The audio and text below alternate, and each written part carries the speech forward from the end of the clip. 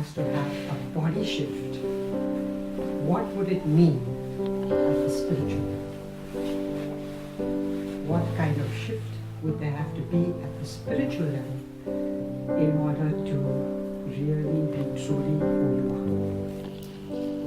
So that convinced me further that a choice for the ashram would be appropriate. And I felt that pull. So after I finished being provincial and whatever, I said I wanted a year of silence, and then come to the ashram possibly. So even that, it was not arranged that I come here. I was in another ashram somewhere. And what happened there, actually before that, I was traveling by train and all. The doctor told me, you better stop eating all those things in the train because you get amoebas. And I got amoebas. So I had to be careful. So he told me you have to drink boiled water. Now in that ashram, there was aquaguard, but the one which has a flask, a kind of a glass. And after a month or so, I began to have stomach problems. And high fever, I developed high fever. And just the next day I saw one of the brahmacharis take that flask. It was green inside. So I said, oh, now. So I called the provincial and I said, I need to go somewhere, and can I go here to this place? This place was looking different at that time. So she said, yes. So I came here, but none of the doctors could find out what to do. So I had to call the doctor who told me I should have boiled water. The first thing he asked me, are you drinking boiled water? I said, no. He said, I told you that you have to drink boiled water all the time. Now he said, you have hill diarrhea and you cannot take anything by mouth. So injections. I thought, oh Lord, where will I get injections in this place? But that also was provided for because opposite there was a house, and the girl there, the woman there, was an auxiliary nurse. So everything was arranged, and she came morning and evening giving me those injections. 2 days, nothing happened. I called the doctor again. He said 4 days. It will take 4 days. So anybody who's doing medicine, hill diarrhea, 4 days, amoxicillin injections, morning and evening. So you can't do it. So on the 4th day, it began to subside. And from then I was stuck here. Stuck. Stuck means that's how I came here. It was not arranged, but it was arranged. So I'm very happy that I came here because I have now seen what many others have seen before, that it is important to give that attention to oneself at a deeper level, not only the physical, but even the spiritual. And so that's where I am.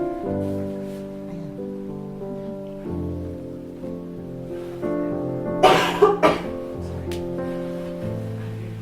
Could you tell us about your work here and work of the ashram? The work of the ashram, actually there's no work so much, but we are open to everybody. So anyone who wishes, we have 4 meditations a day, and a satsang in the evening, and yoga. And in between, we keep contact with other ashrams. Anybody who comes, people come with different questions, different life situations. So any kind of help or whatever, then we'll be in touch with the schools around, and that way. But mostly it is a work of dialogue, if you call it work. There is the openness to all faiths, and the respect and I should say reverence more than just respect for all faiths, and making the bridges between people, because we have enough of divisions in the world, enough of violence, every division of a kind that allows hatred and revenge to infiltrate is a violence. And so for that to be done away with or to be stemmed, one has to open oneself more and more in a loving way to everybody, in welcome and in reverence. So I have all kinds of people coming, Hindus, Buddhists, Muslims, Sikhs, anyone, and all are welcome.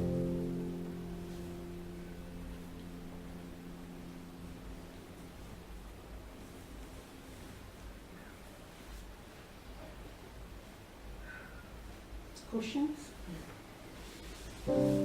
Need not be only of the ashram, okay? Questions can be on anything. What are your hopes for the future? My hopes Yes. for the future. Well, I live day by day. Mhm. But my hope is that in meeting people and in sharing what I am living for, there would be a kind of a widening of that spirit wherever the people go. Because many people who have come here, then when they write back, they are doing something like that. Not that they open ashrams, but in the way they live, in the choices they make, in their interactions with others, there is that humanness which helps. There is no way you can end wars with wars. No way you can end violence with violence. It has to come from the heart. And unless the heart is open, and sometimes also willing, not sometimes, open to not being accepted. Because people have their own opinions. So you have to allow people their own opinions while you share your own. And you have to also pray that not your opinion, but that creation, which is gift, will be enabled by us to be gift to everybody. Gift to everybody. This is the thing. So it's a possibility, and it's open. It has to happen when we make it happen, and that will take its time. Unless we all have those shifts all together, then you can imagine what will happen. It will be a new world.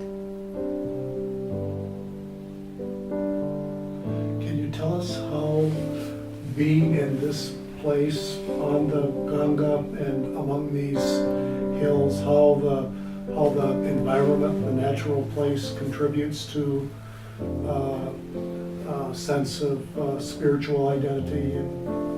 Actually, this place has changed, completely changed. When we first came here in 74, it was different. It was silent. Clean river, trees, road without a single vehicle. Right from, I don't know, are you aware of those? There's a line of banks down there. Yeah. Yes. It's called Kailash Gate. Okay, after the Madhuban Ashram. That's where everything stopped. The one bus that came from Delhi or Haridwar, it stopped there. And it was a simple, straight, clear road with big boulders on both sides, trees and monkeys. We still have monkeys. But then they were not like this, all clustered together. They were free. They were like, here and there. But of course, if you were carrying a bag and they thought there was something in it, they would come and look. And they still do. And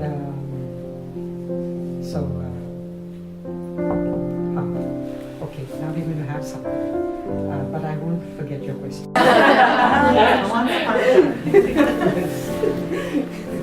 Well, I was born in Mumbai. It was then Bombay. And in a place, in India in the older days, there were like enclosures, like little villages. In fact, Bombay was all village before. Beautiful, really beautiful. My father had pictures of it. All sea and islands and coconut trees and, nothing of what you see today. So, this, when I was born, it was not like that. The pictures that you could see. There was no main road passing through this. It was like enclosed. So everybody knew everybody else by name and by family. And since we don't have winters, we are, we can enter somebody's house at any time. They don't mind. Of course, if they're busy, they might say they're busy or something like that. But it is open. So I think the weather contributes to that fact. So we had all faiths living in that area, celebrated all feasts together, helped each other in whatever way we needed. So the big ones helped the small ones. Those clever in some subjects helped those weak in other subjects in those subjects, etc., etc.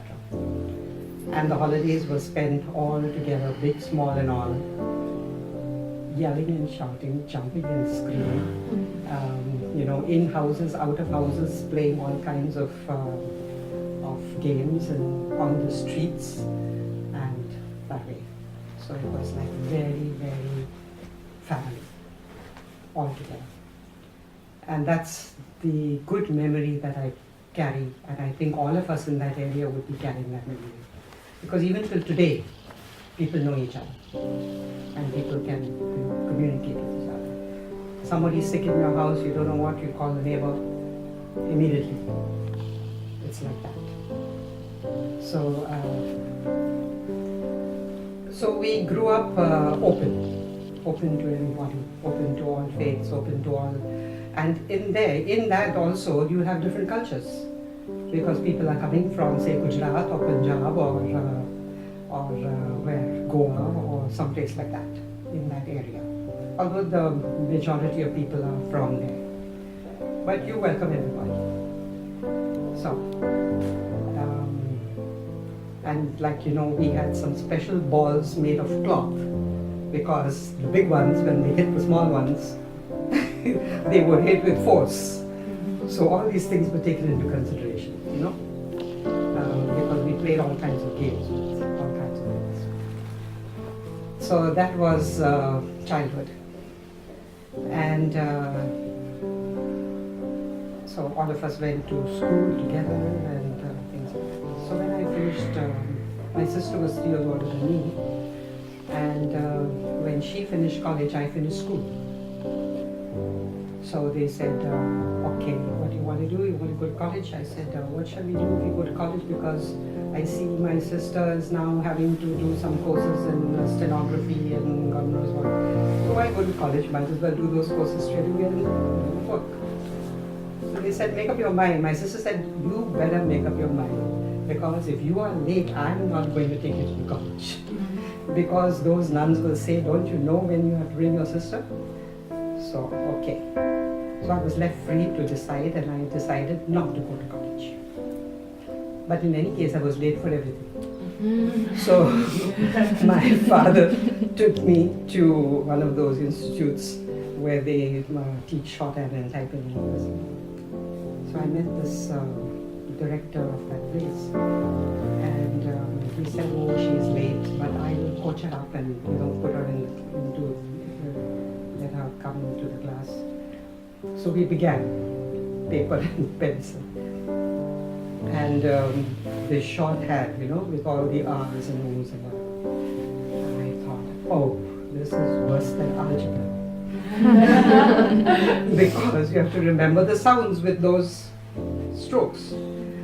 So, and I could never remember formulas. I couldn't understand why we had formulas which made no sense. I mean, to me it made no sense. My sister would say, you can't see, I said, I can't see. And my mother would pray that I would pass. But some things I would get 50 out of 50, 100 out of 100 in these same subjects. Because I could see, So, and I thought, oh dear, I've fallen from the frying pan into the fire. Because now, how will I say I don't want to do this? So, I think that he was an elderly man, and I think he sensed that I was having a question.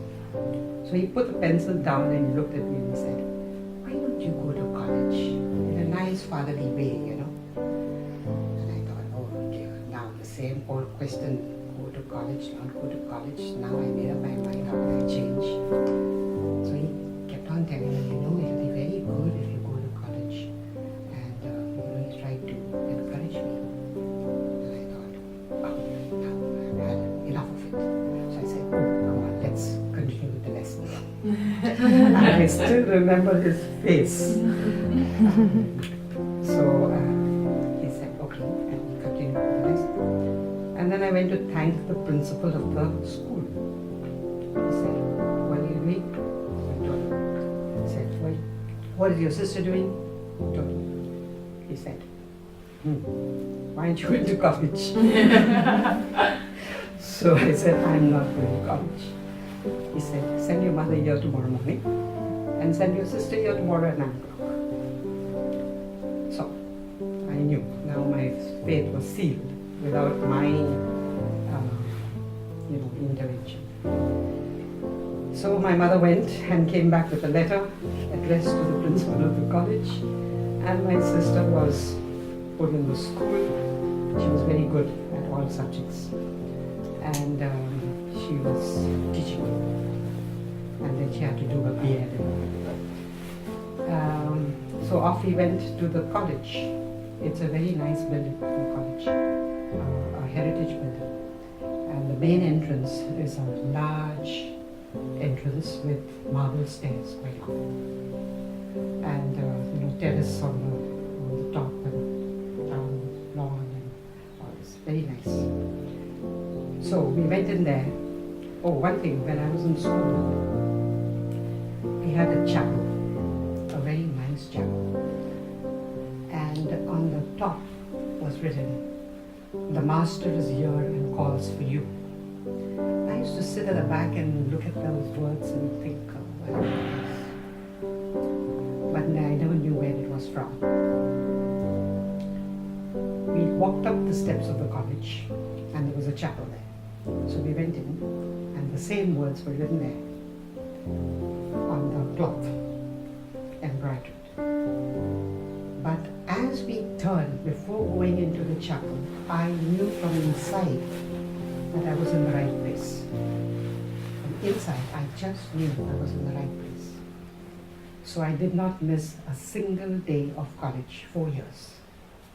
Not one single day. I was very happy that I finally was in college, and I loved everything, and I majored in philosophy and psychology. So then in the meantime, I had time to think about life during those 4 years, and I saw that these sisters were very dedicated people, both to education and to each single individual, because in the college, every single student had a mentor. Every single. One of the staff would be the mentor for that student. And she could go, it was a girls' college, a women's college. She could go to that person with any question, any problem,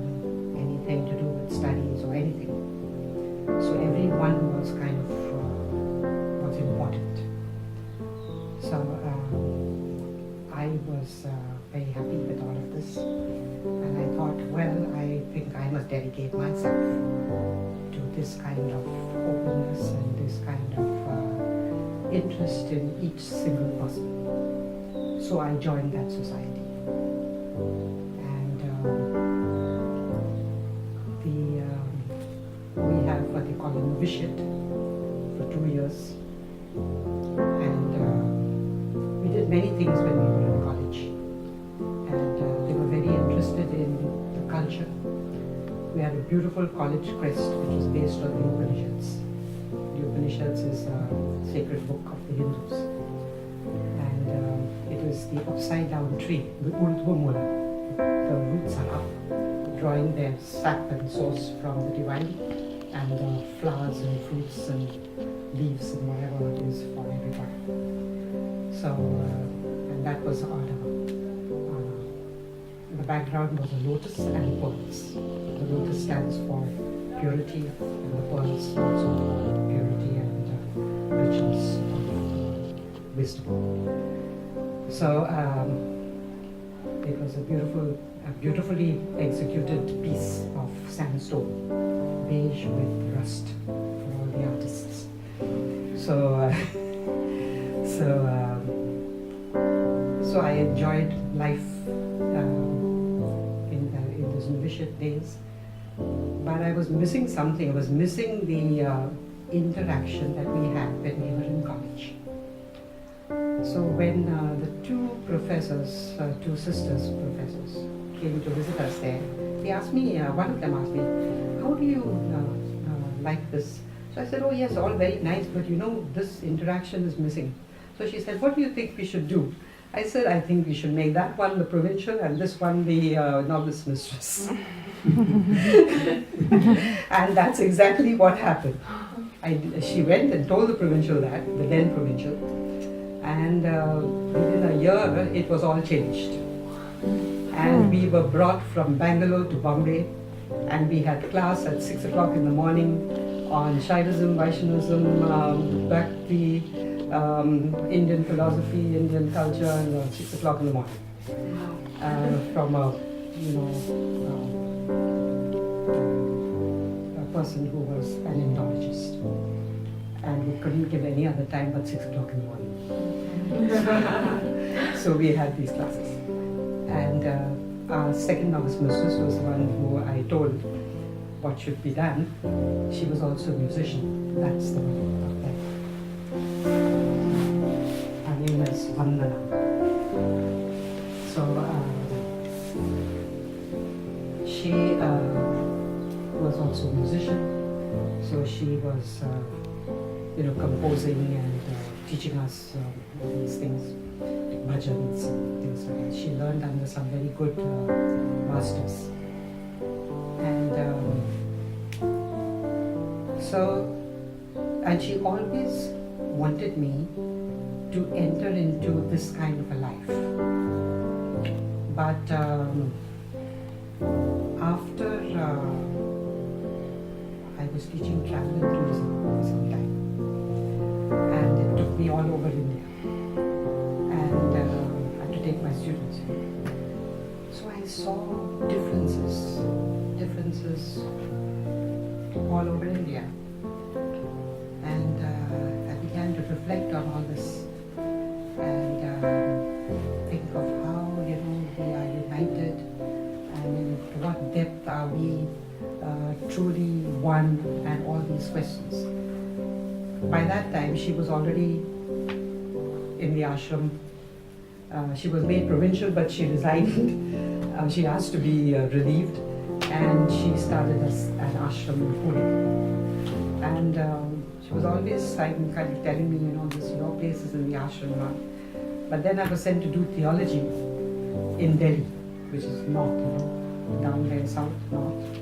North and south is very different.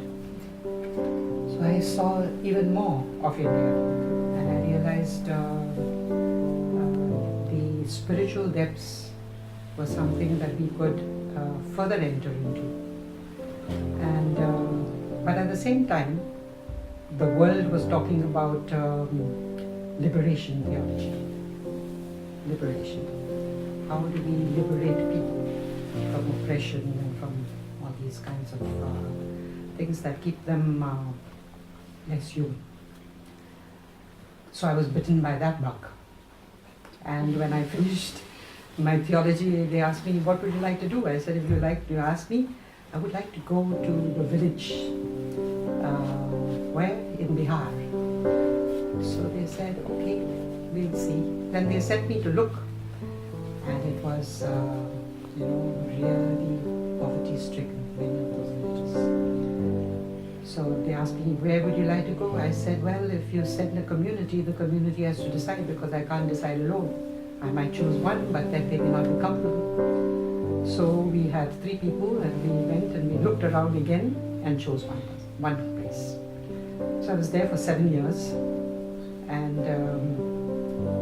understood even more what keeps people tied up, what keeps people unable to fend for themselves. But at the same time, what is burning in the hearts of everybody, whether rich or poor, is that yearning for a kind of oneness which is beyond what we know in the human situation. And then I was beginning to also reflect on what Vandana Mataji was always saying to me. What really is the thing that people need? Is it only economic development? Is it only, feeling that you have enough to feed your family and to look after them and find kind of upward mobility? Or is there something else? So, but then I was made provincial. So, 6 years, I saw even more. And by then I was convinced that it is that spiritual dimension that has to change oneself in order to communicate change to anybody else. In fact, I think Gandhiji said, no? Be the change you want to see. So that applies to all spheres of life. Be the change. So if you really want to liberate people, then you have to find out how you are not tying them up, how you are not oppressing them. You, myself, not this one and that one, or the system. Yeah, that is also there, but first it's here. So, and then if you notice, all the, I don't want to say great, but all those people who made a difference to the lives of people on earth are those who first looked at how they themselves lived and what their values were and what their options were in life. And it's those people who are remembered. It's not just the economists and the politicians and things. It is those people who touch the hearts and lives of people. So then I thought, yes, I think this is true, that one has to first make that decision to change. And there was one incident when I was doing theology, since I was liberation oriented. There were these, Delhi was very different from what it is now. And there were many resettlement colonies. But in those colonies, there was nothing. There were only shanties and hand pumps from which salty water came up. But there were some people of a higher social status who were visiting these places and trying to help the people. And some of them knew some of the professors in the theology. So when they saw that I was interested, they said, why don't you accompany us? So they would pick me up and we would drive to one of these places. And we would leave the car out there and then walk in and meet the women and the children and whatever. Then after some time I said, well, I can go by myself by bus. So one afternoon I was in the bus and the bus stopped at marketplace, but not a small market, it was a big marketplace. And when it stopped, in came a host of people, babies, snoring, and dirty, and baskets, and they just flung themselves on the seats. And I was so irritated inside. And when the bus began to move, I suddenly realized that I was going to the same place where these people lived. And I felt like a hypocrite. And inside of me there was a kind of a physical change. And from that day, I don't see dirt. Not that I don't see, but I don't feel. I know it's dirty, I know it's whatever it is, but I wouldn't close my doors just for the sake of it, you know, or stand on my toes and things like that. Because there are people living in that situation. There are